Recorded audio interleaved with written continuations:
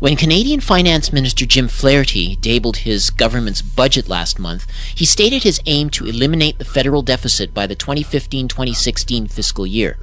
Will that focus on balancing the country's books, along with other initiatives in the budget document, help or hurt Canada's economic recovery? We'll hear a perspective from senior economist David MacDonald of the Canadian Centre for Policy Alternatives. And later, what evidence is there that Canada, the United States, and other developed countries are contemplating the same appropriation of depositors' assets as was recently used to bail out the Cypriot banking sector? We'll hear an assessment from author and civil litigation attorney Ellen Brown about the Cypriot precedent and what alternatives can be explored to salvage the economy in the face of ailing banks that are too big to fail. On today's program, the Canadian budget and the Cyprus precedent. Bringing you the analysis beyond the media headlines, the Global Research News Hour is on the air. Welcome to the Global Research News Hour for the week of April 11th, 2013. I am series host and producer Michael Welch. The Global Research News Hour is a special radio collaboration between the Center for Research on Globalization and campus community radio station CKUW 95.9 FM in Winnipeg. We seek to provide you with access to analysis of major issues shaping our world today from thinkers, researchers, and unique political personalities rarely addressed by major media. Our program is available from the Center's website at globalresearch.ca. We are also broadcast on the Progressive Radio Network at prn.fm. We'll begin our show with some of the major stories shaping the national and international political landscape.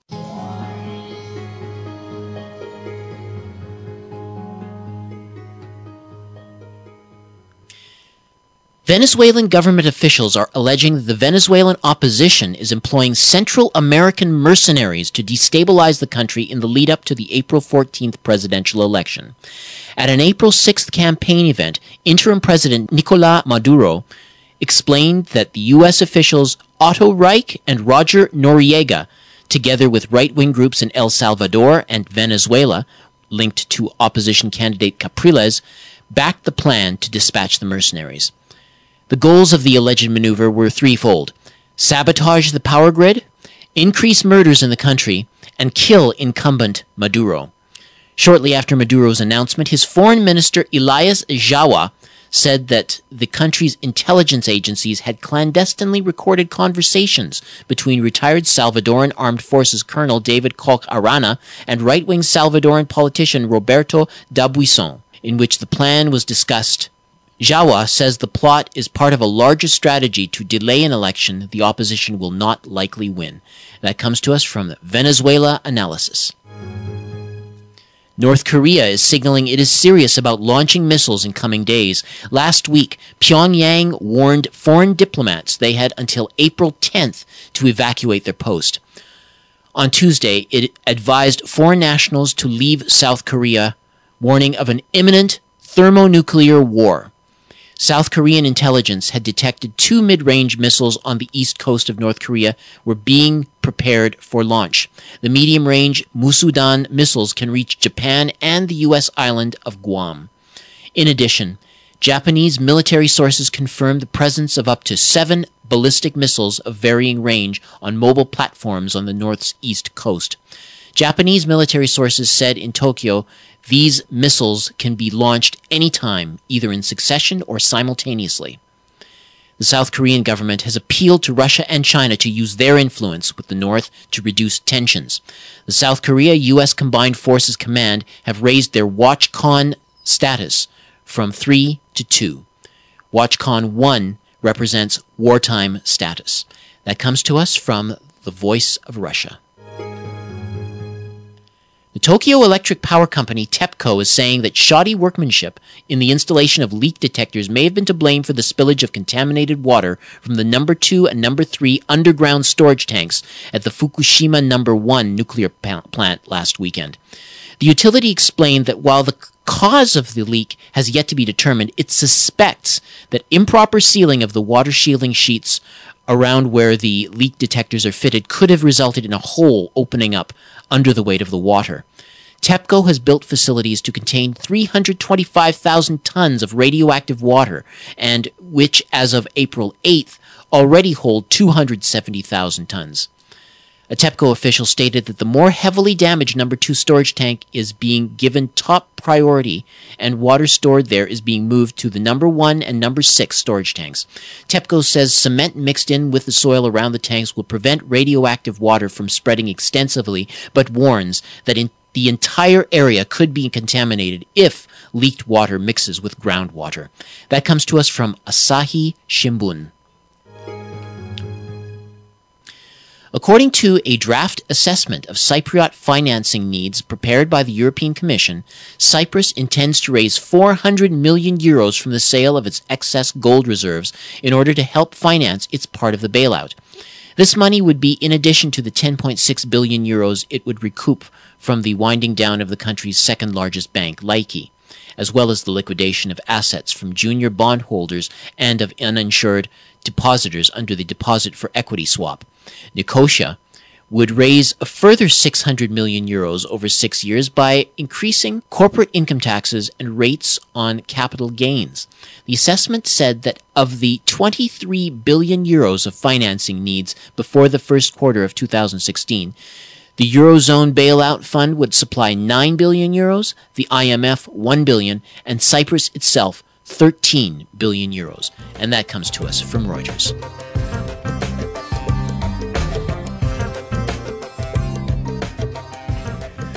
On March 21st, Canada's Conservative government tabled their 2013 budget. Finance Minister Jim Flaherty's document, titled Jobs, Growth and Long-Term Prosperity, Economic Action Plan 2013, emphasizes, among other things, a focus on balancing the country's books by the 2015-2016 fiscal year, new skills training and infrastructure programs, and the closing of tax loopholes. While these and other measures may sound responsible, groups such as the Canadian Centre for Policy Alternatives have argued that when one digs deeper, the measures in Flaherty's fiscal blueprint will do the opposite of its stated goals. To take us through the numbers, we're joined on the line by David McDonald. He's a senior economist with the Canadian Centre for Policy Alternatives, and he also coordinates the research group's annual alternative federal budget. So, David McDonald, thank you very much for joining us. Thanks for having me. Okay, now, first of all, do you want to just a little bit of background on the CCPA itself? I mean, you've been organizing these alternative federal budgets for some time now. Is there a specific focus that the CCPA has when they put together their assess their priorities for what the federal government should be putting forward? Yeah, as you say, the alternative federal budget is a long-running project for the CCPA. This was its 19th year. Started actually during the Martin cuts of the 1990s. And it's a big project. We have over 90 contributors this year, 27 different chapters, each one of those chapters looking at a different area. And so it's quite a complete document. I mean, our goal is not only to make specific policy recommendations for each one of those chapters, but also to figure out ways that we can pay for some of these things through new taxation measures and changing the tax code and so on. And so in this year's budget, one of my big concerns is this ongoing issue of slow growth. So we're not in a recession, but we're not seeing the same kind of strong rebound that we have seen in previous recessions, where growth picks right back up after we pop out of the recession. And this isn't a short-term problem. It's actually a longer-term problem. It's continued for the last couple of years, and from the economic projections to date, looks like it's going to continue for several more years to come. It seems as if... Sorry, go on. Sorry, it seems as if in your critique of the budget that the emphasis is overly on deficit reduction, and that's maybe and not enough on growth, on stimulating growth, as you say. Is it really are the two kind of diametrically opposed in that sense? Well, they are in the sense that Canada doesn't have a deficit problem; it has a growth problem. Deficits at the federal level are so small that economically speaking, they're not of any particular concern. In fact, over the past couple of years, despite the fact that we've been running some small deficits, the the debt burden is actually going down. Our debt to GDP ratio is going down. And so from an economic perspective, the federal deficits are really not an issue. I think that where they are an issue is from the political perspective, that the Conservative government has committed to balancing the budget by the next election. But more importantly, they've said that they won't introduce major new measures until the budget is balanced. And so the next election, which will likely be in 2015 at some point, that's really the goal. It's not, there isn't an economic imperative to balance the budget by 15-16, but there's definitely a political imperative to do so, so that by that time they can promise big tax cuts for wealthy families, probably through income splitting and expanding TFSAs. Now, I think perhaps the whole austerity program, the way it's couched in such a way as to resonate with people who are maybe organizing their own household budgets, who understand that you have to live within your means, you can't spend over more than what you take in, and so for a household, deficits are a big issue. But when you're talking governments, it's not. It's a different situation, isn't it? That sure. I mean, for a household, you can cut back and you save some money. And if you cut back, that's not going to affect your neighbors. It's not going to affect the economy because you're such a small piece of the puzzle. But when you get governments, particularly the federal government and some provincial governments, when they start cutting back, they are a big piece of the economic puzzle. And they employ people directly and indirectly. They drive economic growth. They're often counter-cyclical, which means that when the economy is doing badly, governments will spend a bit more through automatic programs like EI, for instance, or at the provincial level, other income support programs. And so governments automatically often act as a support program for the economy. But when we're looking at a period of slow growth, we see consumers in Canada are heavily indebted at this point. Debt to disposable income ratios hitting all-time highs almost every quarter, now at about the level of where the Americans were in 2006 when their housing crisis hit. Businesses are relatively well placed, but they won't spend until they see strong economic growth. And so corporations in Canada are now sitting on what's approaching $600 billion worth of in cash in their bank accounts that they are unwilling to spend because they don't see economic growth growing fast enough. And so when you've got those two key groups in the economy and weak exports due to what's happening in the U.S. and Europe, then overall the economy isn't growing very quickly because no one's driving that growth, no one's driving that recovery. In that type of circumstance, governments can play a very critical role in terms of, first of all, building things that we need anyway, things like infrastructure, for instance, or building social programs that can be useful for Canadians anyway, and doing it at a time when interest rates are at all-time lows. So we'll never see interest rates this low probably for a generation. And so governments can use their leverage to borrow at incredibly low interest rates and build, repair cities, repair wastewater systems, build new transit systems, and do it at costs that are all-time lows. So governments can play a key role in pushing against slow growth. Unfortunately, the more austerity we see, the more we continue to see a slow growth environment. Well, there are certain spending initiatives, and you can maybe tell us what you think of them. They're talking about, for example, I believe $900 million in spending to support jobs and growth. There's also a $14.4 billion infrastructure fund starting in 2014, extended over 10 years, although much of that money is what you call back-ended, so it's not going to be, most of it is going to be spent later rather than earlier.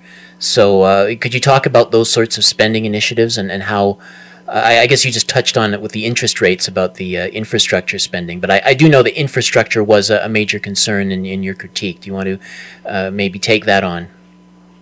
Yeah, what's happening at the federal level is there's what's called the Building Canada Fund. Now, the Building Canada Fund, what's called the old Building Canada Fund, expires at the end of next year. And it was a 7-year program, spent a fair amount of money, and provided a good long-term source of funding for cities. Now, it's currently spending about $1.25 billion a year on city infrastructure. What's going to happen, though, in 2015 is that it's going to go from spending $1.25 billion to spending $250 million. So it'd be about $1 billion cut in the amount that's being spent on infrastructure in 2015. Now, it starts from that new base. Now it's called the New Building Canada Fund. It starts from that new base and then ramps up. And by 2020, it hits its new peak, which is going to be $2 billion a year, up from $1.25 billion, which is what it'll be in 2014. But what's interesting about the $14 billion figure is it's spread out over a long period of time. And in fact, 75% of all of the money in this new infrastructure fund is going to be spent on or after 2020. So it's really something that's a long ways into the future, and it's unlikely that the finance minister, for instance, or even the prime minister will still be in their positions at that time. And so I think that they're pushing these big investments off so far into the future that it's questionable whether we'll see them at all. Now, had this schedule been reversed and we'd seen $2 billion a year putting into infrastructure today, I think that actually would have been fairly positive. I think it would have been a step in the right direction to really supporting infrastructure in the communities and driving economic growth, importantly. So whereas we may see a big boost in infrastructure spending in 2020 and the employment impacts come with it, we don't need more employment in 2020. We need more employment today, where interest rates are low and unemployment is high. Especially youth unemployment. That's right, and so these projects could be much more tied to employing youth, for instance, or supporting the trades for youth, working in them. Those could be some of the requirements of these projects. And so maybe that brings us to one of the second big initiatives in this budget, which is this new skills Canada Job Grants program. And so this is a change in how employment insurance training money is spent. When the Conservatives took power in 2006, they actually devolved most of the EI training to the provinces and let them administer the programs how they wanted, because the provinces already administer a lot of job training programs, and so it made some sense to do that. The federal government now appears to want to pull that money back to Ottawa, but do it in a very specific way. What they want is to have a grant of up to $15,000 per student. And the way it would work is that it would be a job training program where the feds would put in a third, the provinces would put in a third, and employers would put in that final third. And if any one of those three parties decided they didn't want to do this, then they wouldn't get the money. I mean, one of the problems with this approach, as it stands today, is that the requirements are quite loose. And so what that probably will mean is that employers who already do job training will get a whole bunch of extra money for doing something they already do. And for employers that don't do job training, and this is actually a fairly serious problem in Canada, CEOs want to complain all day about the skills gap, but they don't want to train their own employees to fill it, and they don't want to hire new people and train them to fill the skills gap. So they complain about it, but they don't want to spend any money on it. And so one of the big problems with it is that because it requires employers to put up a portion of the money, they just may not put up the money, and therefore, with one of those key pieces missing, then you don't get the money flowing at all. So, I mean, I think it is positive to some degree that the finance minister is saying to the CEOs that are complaining, look, you're going to have to put some money on the table.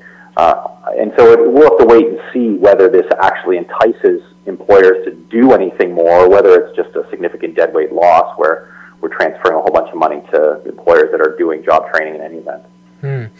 Now, I know that another aspect of the budget, there's a renewal of $1.25 billion funding over 5 years for the P3 Canada Fund and the public-private partnerships. Yeah, this is a renewal again of a program that existed prior to this budget, and so they're taking a program and putting some more money into it. The problem is that this type of program isn't particularly useful for municipalities. The take-up rate was poor in the first version of it. Only about 30% of the original $1.25 billion money was spent. About 50% of it's been allocated, only about 30% of it's been spent, and so the take-up rate has been relatively poor. And it's because communities, for the most part, I mean, if you're fixing a road, you can't really use that for a P3. You're fixing a wastewater system, that's not a P3. You can sometimes do it for transit. Sometimes you can do it for recreational facilities. But oftentimes you hand away a lot of control over how these projects are implemented to some private company that's running them. And most of the time, municipalities don't, they don't want to hand over all this control just to get some extra funding and lose control of their own facilities. And so the take-up rate, unfortunately, has been poor. I think that this is an important ideological issue for the Conservatives, and that's why they're putting more money in it. But from the community's perspective, or in terms of actually driving job growth, the returns have been poor on this type of program. Now, on the positive side, and I do see a bit of a convergence between your own alternative budget and the Conservative budget, and they're talking about recouping $400 million in revenue from closed tax loopholes and enforcement. That's something that you were promoting in the alternative budget, were you not? Well, not sure. I think in principle, at least. In principle, this is definitely a good approach. The tax sheets, everyone should have to pay their taxes. That should not be an optional issue. I mean, one of the issues here is that at the same time that they want to collect all this additional money through tax loopholes and a line so you can snitch on your neighbors, they've cut a significant portion of the staff at CRA that would do this type of inquiry. And so, you're talking a bit out of both sides of your mouth. One of the problems with this approach, which is a very piecemeal approach, is that it doesn't actually tackle some of the big tax loopholes that are legal. Most of these new changes are, charging GST on people parking in hospital parking lots and that sort of thing. But some of the big tax loopholes, for instance, if you're paid in stock options, you get, you're taxed at a lower rate. Companies can write off their meals and entertainment, for instance. These are big tax loopholes that are legal, and closing them would raise a significant amount of money. Now, of course, the corporate sector wouldn't like that very much because they can't pay their executives at a lower tax rate through stock options. But I think that what's being addressed in this budget is really small potatoes compared to some of the bigger tax expenditures, as they're called by the government reports, that we could address, and we could raise a lot more money that way. Now, another standout element of the budget, it seems to me, is the folding of CIDA, the Canadian International Development Agency, into the Foreign Affairs and Trade portfolio. Now, it seems as if our aid and development budget is already linked to some extent to our foreign policy agenda. So, I mean, is this problematic, really? I mean, either politically or economically? I don't think folding CIDA back into DFATE necessarily is a negative move. Oftentimes there's a lot of overlap. I mean, we should note that our overseas development aid has been capped at $5 billion, and so we're nowhere near the goal that Pearson set for us in terms of spending 0.7% of our gross national income or gross national product on overseas development. And so, I mean, I don't think the folding in necessarily is a problem. It's just a question of whether CIDA's mandate changes from, supporting people most in need to supporting Canadian companies' commercial interests. So, for instance, in mopping up after a Canadian mining company comes in and makes a mess of a local economic situation. I mean, that would be very troubling, and there is some signs that that's where we're going, that CIDA is just going to be an arm of Canadian commercial interest as opposed to it being devoted to helping poor countries develop and gain access to clean water and healthcare the way it should be. So I think it's a developing story, and we'll see over time whether the folding in is just a first step towards increased commercialization of CIDA or whether it's purely an administrative move. Mm-hmm. Okay, so maybe talk a little bit about your alternative budget, or the alternatives that you would propose in order to not only, I suppose, stimulate the growth that you were talking about, as well as to improve the job situation and otherwise restore prosperity for the nation. We had a much heavier focus on infrastructure, and as I said earlier, as we were talking about what the government has done, I think that had they reversed that schedule and put a lot more of that infrastructure spending up front, it would have been a fairly positive move for the country now, as opposed to in 2020 when a lot of this money is going to, when the peak of the program is going to be hit. So the alternative federal budget had a strong focus on infrastructure spending, but it also had a strong focus on supporting Canadians at lower income brackets, whether it's through supporting seniors or families with children that live in poverty, and trying to reduce the absolute levels of poverty. And it wasn't just about infrastructure poverty levels, but also about new social programs that could be beneficial for all Canadians, things like $10 a day childcare that we're seeing in Quebec. These are programs that the federal government can play a role in encouraging this type of thing across the country, as well as some new investments in healthcare, for instance, in trying to reduce the long-term costs and through increasing programs like home care and support for primary health care. And the other thing, too, is we didn't shy away from how we might pay for some of these items.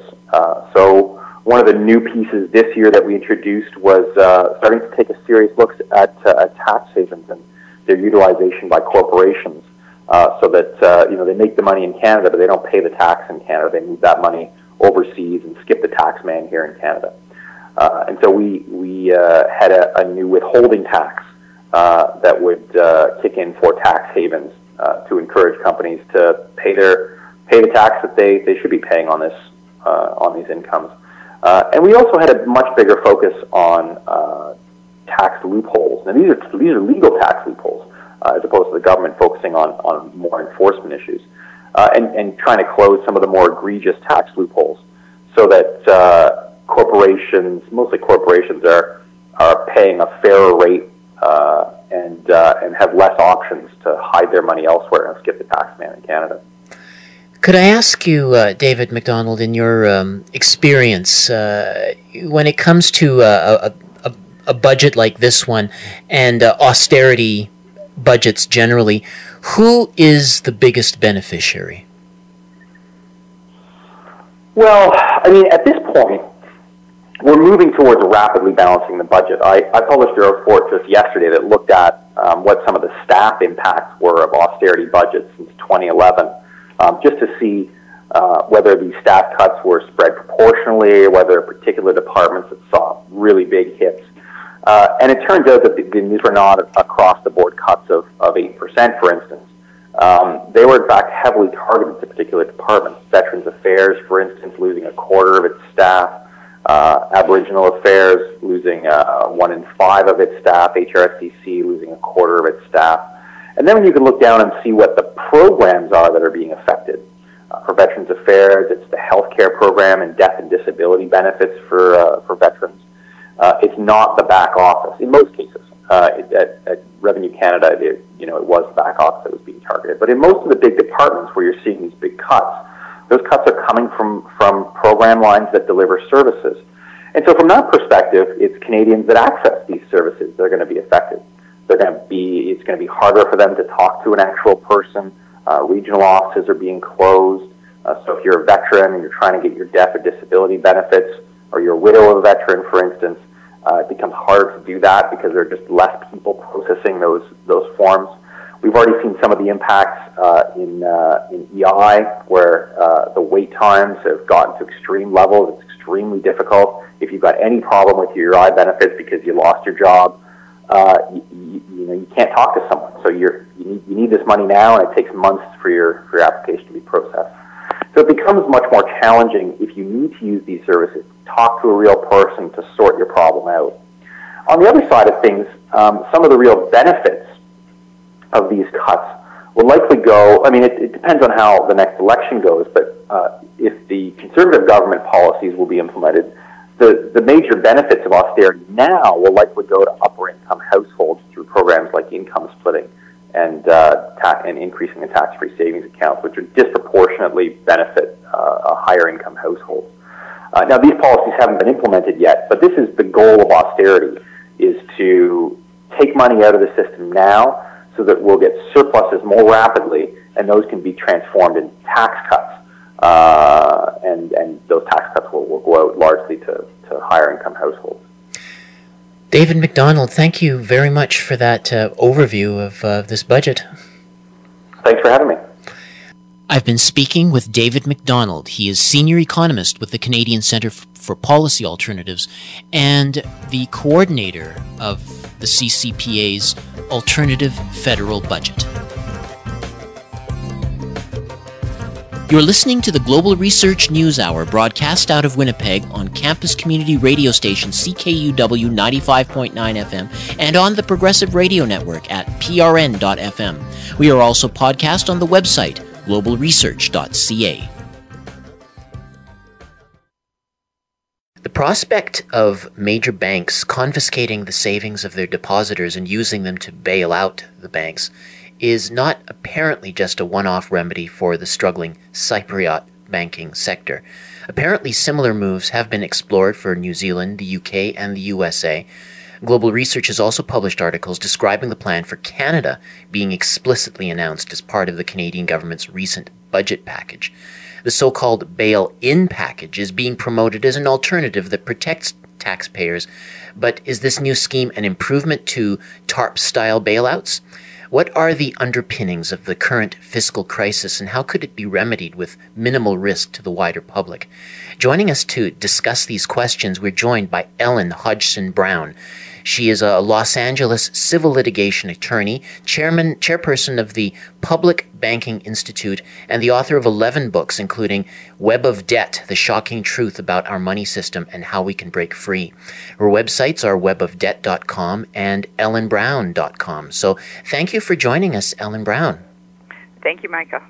Okay, so I know that you've commented in a recent article on Global Research. It's called "It Can Happen Here: The Bank Confiscation Scheme for U.S. and U.K. Depositors." Could you maybe just help us walk us through a little bit precisely how the Cypriot banking sector found itself maneuvered into this situation where depositors actually face the prospect of losing their savings to the banks themselves? Well, in Cyprus, they had two large bankrupt banks, which interestingly they actually passed the stress test a couple of weeks before they were declared hopelessly bankrupt. So it looks suspiciously to me like a test case. And we see evidence that this plan has been around for quite some time, at least since 2010. In the case of Cyprus, they were told by the IMF, the EU, and the ECB that they could not get any more money for a bailout unless they did this bail-in plan. They would have to go. They would have to do a haircut on their own depositors. So, for insured depositors, it was a smaller haircut, 6-point-something%. And then for the uninsured depositors, over 100,000 euros, it was a larger haircut. And the people took to the streets. They protested. Absolutely not. They were, it wasn't fair to make the depositors pay. And so the legislature voted it down, which was very bold, I thought. But then they were at risk of being eliminated from the EU, and their economy would be destroyed. So they knuckled under and agreed to. They saved the insured depositors under 100,000 euros, but anybody over 100,000 euros got really substantial haircuts. Originally, it was 40%, but now I think it's up to 60%. They're not exactly haircuts. Their money is turned into stock. And so stock is it's basically a debt for equity swap. So it's a way to capitalize the banks by using the depositors' money. Yeah, and as we've seen with the 2008 banking crisis, stock is not necessarily the most secure thing in the world. Right. No. If you had Lehman Brothers stock, you'd be wiped out, and these would be the equivalent of Lehman Brothers, these quite bankrupt banks. In fact, I think this is the Lehman moment where this is the point where they said, no more, we're not going to, governments aren't going to bail out the banks, so you're going to have to save yourselves. I mean, they shouldn't be saved at all. It's all a ploy to keep the big banks alive no matter what, as if it's more important to keep these too big to fail banks alive than to preserve their depositors, who theoretically is the whole point of being a bank, in order to have a safe place to put your money and to be able to write checks and, do do all those normal things that banks do. But instead, the too big to fails are the ones that are gambling and derivatives, and that's the reason they're in trouble in the first place. But these whole bailout schemes are set up to preserve their derivative schemes, preserve their gambling, and to hit up the depositors for the capital when they lose and it depletes their required capital. Then these schemes allow them to convert depositor money into capital. And the reason they can get away with it legally, I guess, is that there's law going back at least to the mid-19th century saying that when you put your money into the bank, it becomes the money of the bank. The bank has the money, and you just have an IOU, so you become a creditor. So they can call us unsecured creditors, which to me makes no sense. It seems to me that we're 100% secured because we put up 100% of the money, unlike the derivatives players who only put up some portion for their collateral, but they're considered secured, and we're considered unsecured. And that's the major problem, is that under the bankruptcy laws in the U.S. since 2005 and under Dodd-Frank, the derivatives players go first in a bankruptcy. They get to collect their money before the depositors do. Well, if you have the big vulnerable ones in the U.S. right now are J.P. Morgan and Bank of America. They both have more in derivatives than the entire global GDP. So J.P. Morgan has $79 trillion in derivatives, and Bank of America has $76 trillion. And they are on the low interest side of the interest rate swaps. J.P. Morgan's big; they're the big interest rate swap player. And interest rate swaps are 80% of the derivatives market, which altogether is something like $600 trillion. So they're liable, so they're at risk if interest rates go up at all, and that's one reason that the Fed keeps them at these ridiculously low levels. But if they go up at all, then J.P. Morgan is the counterparty that has to pay out. They're like the insurer that has insured these interest rates. And so they've just sat back and collected all these fees all this time. But at some point they're going to have to pay the piper, and that's what the concern is. The derivatives players are going to therefore get their money out first. And in the event of a big derivatives bust, there's just not going to be anything left for the depositors. It sounds like we've got like a huge... I'm envisioning this huge set of dominoes that have been set in place, and then I guess the first domino would be when where a default happens in relation to these derivatives. I know that if I go to a bank to get out a loan, I have to provide some kind of collateral that shows that I'm good for that loan. But it sounds as if these the derivatives. The situation with the derivatives, there is no such thing as collateral. Am I right about that, or? Well, no, they do require collateral for derivatives, and when things change, then they raise their collateral requirements, and that's one thing that could deplete their capital. They have to use their capital to put up that collateral. But it seems to me, when we put our $100 in the bank, that's $100 collateral as far as I'm concerned, but they don't count that. They say, no, that's our money. You've given us your money. We've given you an IOU. There's no collateral. Yeah, it's interesting because I think probably most people labor under the belief that is, that's my money in the bank, not the bank's money. But I would call that fraudulent omission at best, because they certainly never make it clear that it's their money. Is it in the fine print or something? Well, I'm wondering. I was thinking I was going to check that too, but I doubt it's very explicit. You can't really understand legalese. I'm a lawyer, and it's designed to not be understood, and especially the fine print in those contracts. But fine print in contracts has legally been held to be fraudulent. You're supposed to make important points clear to the people on the other side of the contract. So, contract of adhesion, you're forced into it, and you don't really know what you've been forced into. Now, I know that in the Canadian situation, the government's document, Jobs, Growth, and Long-Term Prosperity Economic Action Plan 2013, and there's a short segment that says that essentially it talks about a bail-in program. I think it's pages 144 and 145. They don't mention the word confiscation, but it does seem as if we're looking at the same sort of situation where Canadian can see their deposits into their bank accounts being used in an unlikely scenario where they should be required to have that collateral, if you will, or that where the banks should require those assets. But I'm guessing it's very likely, because that's why they're going to the trouble of setting up these provisions everywhere. It goes back to the Financial Stability Board that we all signed on to in 2009, which is part of the BIS, it's under the Bank for International Settlements. The G20 nations all signed on to it. The Bank for International Settlements is the global bank regulator.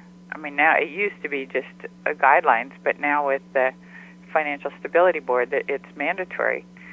So they came out with some sort of directive that said everybody was supposed to have these bail-in provisions, or they're called open resolution, I guess, policies. How to resolve. The idea is to resolve the too big to fails without getting rid of it. In other words, how to keep the too big to fails afloat when the governments are no longer willing to pay to bail them out. I mean, obviously the government's been pushed as far as they're going to go. You could see that in Cyprus, and you could see that in the EU, where the Dutch finance minister said this is going to be the pattern for, or the, I forget what word he used, but anyway, the blueprint for future bailouts, that they will go after the depositors' funds. Now, he said that the insured depositors would be protected, but in the U.S., for example, it doesn't. We have a directive called the FDIC Bank of England directive. That's what I was writing about.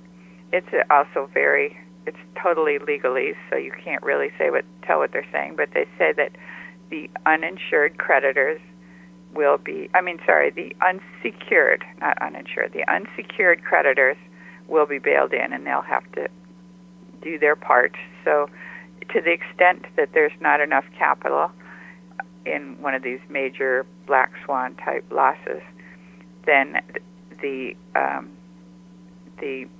debt will be converted to capital or equity, including the debt of the unsecured depositors, who include, the unsecured creditors, who include the depositors. And they never say that the insured depositors will be protected, and it's only the uninsured depositors that they're going to go after. They don't make that distinction, and we know that they've taken the depositors' money before, because they took it in the Washington Mutual bankruptcy. They took the uninsured depositors. They gave them a haircut, or took some of their money. Now, I'm wondering how these sorts of maneuvers impact on the public. I know that it seems to me that wealthier, investors, they probably are seeing the writing on the wall here, and they're going to take some efforts to protect themselves. Do you see a prospect of maybe the less affluent or less informed people being adversely impacted by this haircut, as you said? Well, it's certainly what happened in Cyprus. That the big players, the Russian oligarchs, etc., they managed to get their money out in large part because the Russian branch and the London branch of those two banks were kept open longer than the Cyprus branch. So they could pull their money out after they got notice that all this was happening. And as you say, well, it seems to me that most large investors don't keep their big money in a bank. They put it in something else, like the stock market or commodities, or they buy something, buy real estate or something like that. So it's the people who do keep their money in bank accounts or most of their money in bank accounts, those are the people who, that's all the money they have, and they need it to write their checks. I mean, they're living month to month, and that's their living money. And also, the money over 100,000 euros in Cyprus included pension money. So this is ordinary people's money, but it's all pooled together in a pension fund. So it looks like big money, but really it's a bunch of it's little money for a lot of ordinary people. So they took those, and there are people that just can't get the money to, like small businesses, they can't get the money to pay their workers, so the workers don't have any paychecks. So it just was already wreaking havoc on the economy, and the same thing could happen here. It seems to me that the prospect of people, and you're painting this as a likely scenario that people will have their funds confiscated in this way. That sounds much more severe than a tax bailout. And with people losing their money, I mean, it seems to me they're going to be spending less, and you're going to be catapulting into another major recession, if not a full-scale depression. No? Mm-hmm. Well, actually, it's the government is the only entity that can afford to bail out the banks, and it could do it just by printing the money. The government, or at least certainly our government, has that power. Cyprus government doesn't. They could just print the money and bail out the banks. But there is no point in doing it if the banks are going to continue with all this gambling. What you have to do is nationalize the banks. If we, the people, are going to bail the thing out, we should get the profits. We should have control of what the bank does. It should be doing conservative, prudent banking in the people's interest, not a lot of gambling that actually, takes profits from the people in all these derivatives schemes that are really just, they really are literally just bets. That's all they are, and they're betting against us quite often. Mm. Yeah, I know that in your book Web of Debt, you pretty much explain the underpinnings of this whole fiscal mess, ultimately being founded on the fact that banks can lend out money that they basically create money every time they lend out to someone. It's just a bookkeeping entry that has to be repaid with interest, and you end up with a whole situation where the bulk of the money in our supply actually was created out of thin air. So when you propose this nationalization strategy and the idea of the government printing up money, is that a way of undermining that whole situation? I mean, are we? Well, no, I think it would be a way of taking it over. It's a good thing to have the ability to get credit. Credit-worthy borrowers should be able to get credit. And if you put a lid on it and you say, well, like let's say it was a gold system, and if there was no gold in the bank, you couldn't get a loan. That would definitely put a damper on productivity. But what we need to do is acknowledge that that's what banking is. It's merely credit. It's merely an advance of credit.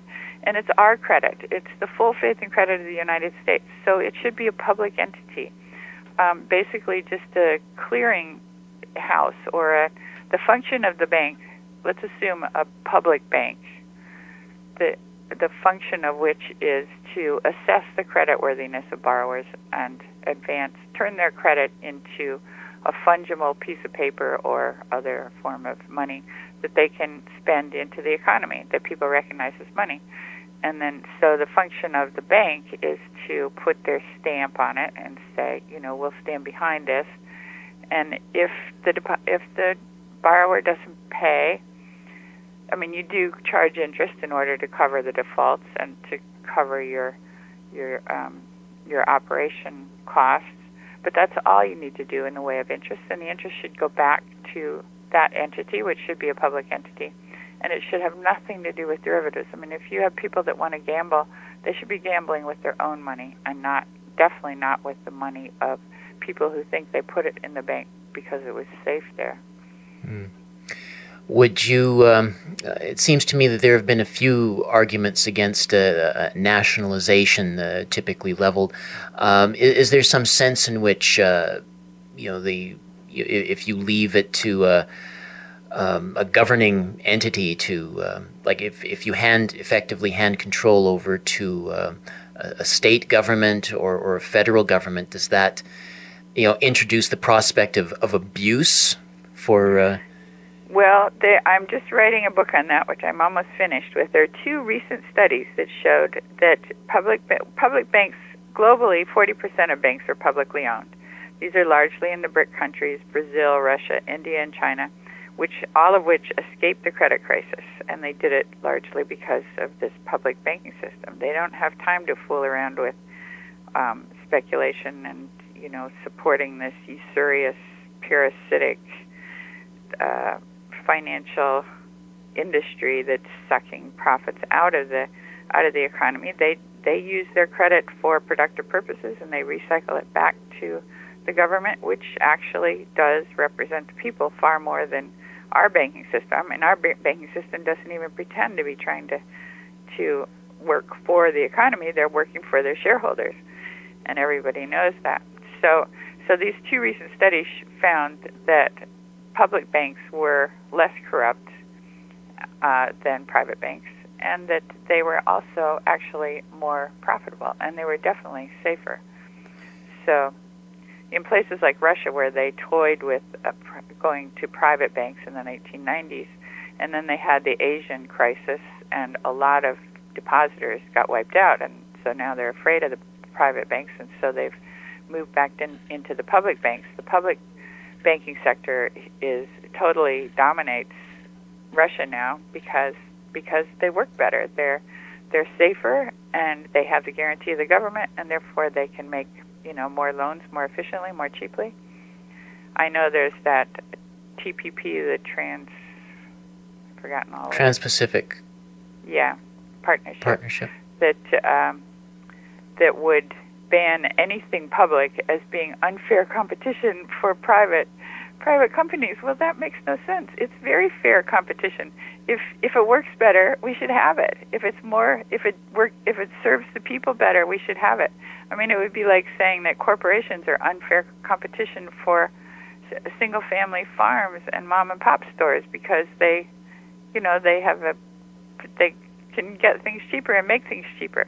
But we consider it a virtue. If you can make things cheaper and you're more secure and you put out a better product, you win. And it's not, you can't say that's unfair competition because you've hurt the big corporations. We want to hurt the big corporations. Now, what about the other point you made earlier about just printing more money? I've heard a criticism of that point to say that it would lead to inflation when you boost the money supply, and there's basically out of proportion with goods and services available. Well, what do you say to that concern about inflation? Well, the Chinese, right now they're purporting to conform to World Trade Organization standards. So they call these non-performing loans now when they fail. But before they were operating under our system, they just advanced credit to they own the industries, and so they advanced it to the industries, and they just kept track of which was profitable and which wasn't. But it was just a bookkeeping thing. And if some lost money, they didn't try to get it from somewhere else. They didn't have to get it from somewhere else. They just wrote it off, and it worked perfectly well. There was not a great, it didn't turn into hyperinflation because you're going to be writing off loans anyway. So in our system right now, we have deflation. We're actually in the situation of Japan, which has had deflation for, I think, 20 years now, and no matter what they do, they seem to be trying to pump money into the system, and it doesn't work, and it doesn't put people back to work. It doesn't get money into the economy. It doesn't stimulate the economy, and it hasn't driven prices into inflation. In fact, they were far higher in the late 1980s before the big collapse. And people say, well, food is going up and oil is going up, and it must be because the Fed is printing money.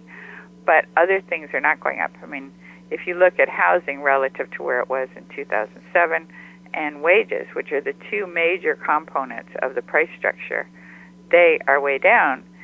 So if you put all the prices together, we're still in deflation. And the reason we're in deflation is the banks are not creating as much money as they used to. They're not making as many loans as they used to. So the money is not out there competing for goods and services and stimulating the economy.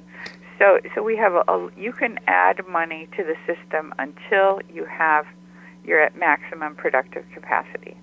And it's at that point that you will actually drive up prices. In other words, adding money doesn't per se drive up prices. What it does is it puts people to work. Let's say you did like a social credit consumer dividend idea, and you just dropped $1,000 into the pockets of all the people. They would go out and spend that money, and that would create more demand. That would cause companies to hire more people to make more products. They don't raise their prices. They sell more products. That's what they want to do, sell more products. And they only raise their prices when there's a shortage, so that let's say it's one piece of real estate and everybody wants it. That's when the cost of the house goes up. There's only one house and a lot of people competing to buy it. But if you have a lot of producers who are willing to produce the product, the price doesn't go up. You just get a lot more products. So supply goes up along with demand, and prices remain stable. Ellen Brown, I'm wondering if, in the face of these proposed changes, what kind of advice would you be inclined to recommend to concerned listeners? I know the idea of getting of bank nationalization and so on seems a little remote, but is there anything that maybe bank customers can do in the here and now, like maybe move to a smaller bank or credit union, or do something else with their money? Well, a credit union would definitely be safer because they don't gamble in derivatives. The only way that I can see that it wouldn't be safe would be if the government decided that we can see now that they've changed the rules, and they're going to keep changing them. So they might just come out and say, well, we're going to do haircuts to all deposits like they tried to do in Greece, because we need to do it to save the big banks. But in general, certainly a credit union should be safer, or don't necessarily keep more in the bank than you need to pay your bills for than you just need for your liquidity needs. And I don't know, I think a home safe might not be a bad idea. I saw where they can actually bust into your safety deposit box now for national security reasons. Homeland Security can do it. Oh, wow. And if you had a big bank collapse, that would be national security. Ellen Brown is a Los Angeles civil litigation attorney. She's the chair of the Public Banking Institute and the author of Web of Debt, The Shocking Truth About Our Money System and How We Can Break Free. Her websites are webofdebt.com and ellenbrown.com. Ellen Brown, thank you so much for joining us. Thank you. And can I throw in one more website? publicbankinginstitute.org. And we have a big conference coming up June 2nd to 4th in San Rafael, California, and the information is on the website. Okay. Thank you very much, Ellen Brown. Thank you.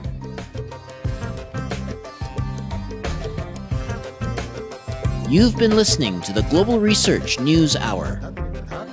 You can hear our programs every week on CKUW 95.9 FM in Winnipeg and on partnering radio stations across the country. We are broadcast on the Progressive Radio Network at prn.fm. You can also download each episode from the website globalresearch.ca. To leave feedback on this program, email globalresearchnewshour@gmail.com. I am series host and producer Michael Welch. Join us again next week.